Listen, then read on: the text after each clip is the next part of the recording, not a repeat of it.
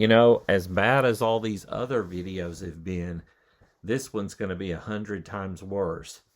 I'm Chris McCord, Professor of Philosophy at Kirkwood Community College, and this is Review for Ethics Exam 1.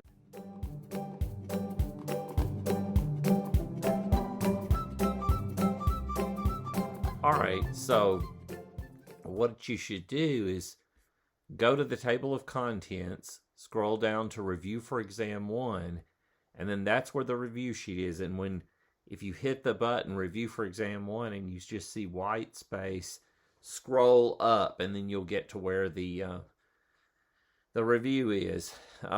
Okay, so yeah, there's some instructions there about you should do it and so forth. But all right, let's cut to the chase here. Unit 1, notes to take on how to do moral reasoning. What is a general deductive argument? Well, that's in that video called General Deductive. What is the only thing that can be wrong with a general deductive argument? Again, that's spelled out in that video, General Deductive. Give an example. So, what argument is Asante making about this course in 2 sets of notes? It should say. Well, remember, that's the video where he does the poem. You know, it's kind of a hip-hop rap style poem, and that's where he's talking about the idea that the courses would be biased. You need to take 2 sets of notes. So hopefully you saw that one.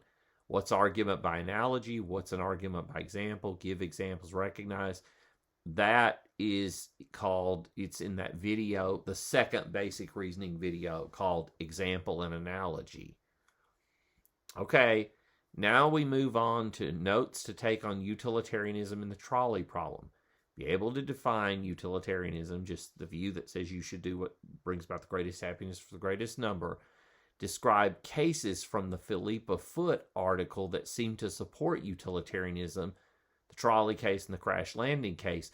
Those are also in the video Trolley La La La, which is on there, and 2 cases from the Foot article that seem to show utilitarianism is not right. That's in the video too, I believe. Yeah, the fat man in the cave and the sheriff hanging an innocent person. Those 2 examples are both, they're in the reading, but they're also in that video. Okay, now we get to that, the fiction story that you guys have, The Unnatural Mother. What exactly did Esther, what did she do in the story, and why did Ms. Briggs object? Well, remember, Esther makes this utilitarian choice. Either she can save her baby, or she can save the whole town. So please just look at that article. You should look at it and you'll see for yourself and what old Ms. Briggs has to say about that. At number 5, what is effective altruism? Peter Singer's utilitarian view on giving. Well, there's a whole Singer video there. How does he use the example of a child who was killed in China to make an argument by analogy for his view? Let me just say this. Effective altruism is the view that you should be giving a whole lot of your surplus income to effective charities.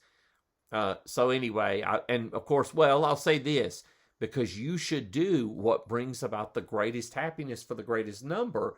But what that is, it's not going to Starbucks. It's not buying the kind of junk I have in this basement. It is using the money most effectively to get rid of pain and suffering in the world. And then the scapegoat question at number 6, that's your own point of view. So far, so good.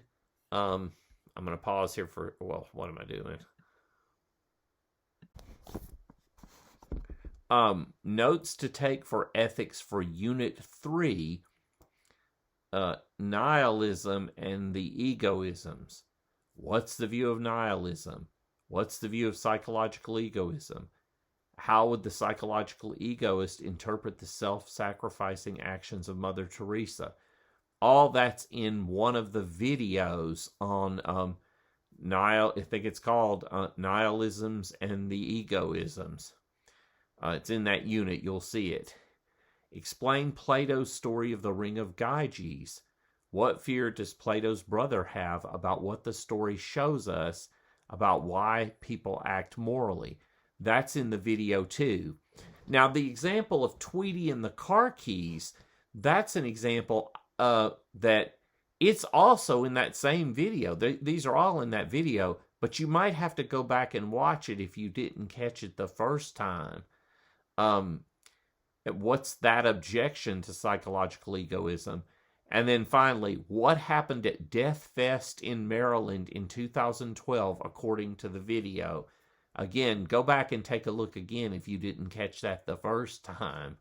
I was there at Death Fest, so I actually have some video footage of what happened, so that's cool. You'll get to see that. What is the view of ethical egoism? What's an ethical egoist's view about when you should be honest? Well, the ethical egoist says you should only be honest if it benefits you, because ethical egoism says you should only do what's in your own self-interest. So yes, be honest if there's some benefit to you, but if there's not, it's fine to be dishonest. Number 8, according to ethical egoism, under what condition should Madge save the drowning man? Again, that's in that same video, and of course the answer is going to be she should save him if it helps her. Now, the plot of the Twilight Zone episode, It's a Good Life, well, that's, let's scratch that question. Let's take it off, because I didn't have, not everybody's watching that, so forget it. Scratch number 9, take it off. Okay. Notes to take on Unit 4, Mill on Liberty and the Harm Principle. What is the harm principle? That's in the video, The Cake, Part 1. What in the video, The Cake, Part 1, would an Elvis fan find offensive about it? Well, there's lots of things. Look at it. Does Mill think offense is the same as harm? No, he doesn't. What are the 3 kinds of harm that the harm principle would include? Again, that's in the video. That's in the video on the harm principle. If Jimmy John's puts AJ's Deli out of business, it harms AJ and his family. Does Mill think the state should protect AJ's Deli from going out of business? Why not? Well, the answer is harm is a necessary condition for the state interfering, but it's not sufficient. And in the case of delis going out of business, it produces the greatest happiness for the greatest number if the government butts out and lets businesses compete. Mill thinks. So he's a big free market guy. By the harm principle, should a teen be arrested for cursing in public? Why or why not? Well, think about it this way. Does the teen cursing in public harm anyone, or does it merely offend? Number 7. Mill gives the harm principle because he accepts the greatest happiness principle. Why does he think a society following the harm principle will be happier than those that don't? Because if a society bans ways of living and speech that they find offensive, there will be less freedom in the society. Maximizing freedom, where you have lots of choices, creates a better society, he thinks. Would the grandma be harmed by seeing 2 men kissing? No, it could ruin her day. It could make her feel angry and mad and offended, but it doesn't actually harm her. It doesn't cross the threshold on Mill's view. Number 9, describe the cases of the Nazi professor, the real-life case of Alex Jones in social media, and the example of the Kirkwood professor. Just be familiar with those examples. They're all in the video again. In your estimation, which of these do and don't violate the harm principle in their speech or behavior? Well, that's up to your estimation. It's how you apply the harm principle. Remember, the harm principle says, well, you know what it says. All right. Describe the case. Oh, we did that one. Sorry. I'm getting so sleepy here. Be able to describe and consider the case of Aunt Betty and Gus. A lot of time is spent on one of those videos about that case. And the case of the baker who didn't want to sell wedding cakes to same-sex couples. Be able to describe the Supreme Court case. You don't have to know all the details of that, but just the basic story. Did he harm same-sex couples? Well, that's going to be your point of view. Do you think it crossed the threshold so that it's actually harm? Then finally, we get to Unit 5, Natural Law Theory. Explain what is Aquinas' natural law theory. What does being reasonable play? What role does it play in Aquinas' theory? How does Aquinas think the examples of gluttony, being drunk, and unisexual lust support his point?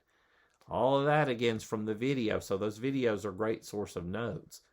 Number 4, what is the purpose of human beings according to Aquinas?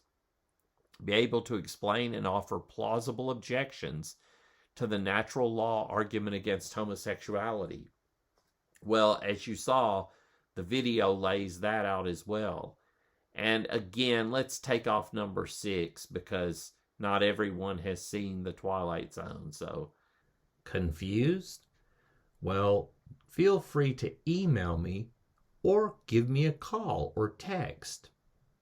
My number is 867 530. No, that's not. It's the number is 319-693-6070. Now those numbers are right, but I get mixed up. Maybe a couple of them are out of order, so just try it though. And spoiler alert, you're going to get a lot of phone numbers that have been put in the wrong order when you're in college, or well, maybe you won't, but I did. But anyway, listen, hopefully that helps. And do, in all seriousness, give me a call. It's 693-6070 if you get stuck or whatever. But, oh, that's weird. Looks like somebody's calling already. Hi, I'm Chris McCord, Professor of Philosophy at Kirkwood Community College. Did you have a question you'd like help with on Exam 1? Great, I'm here to help.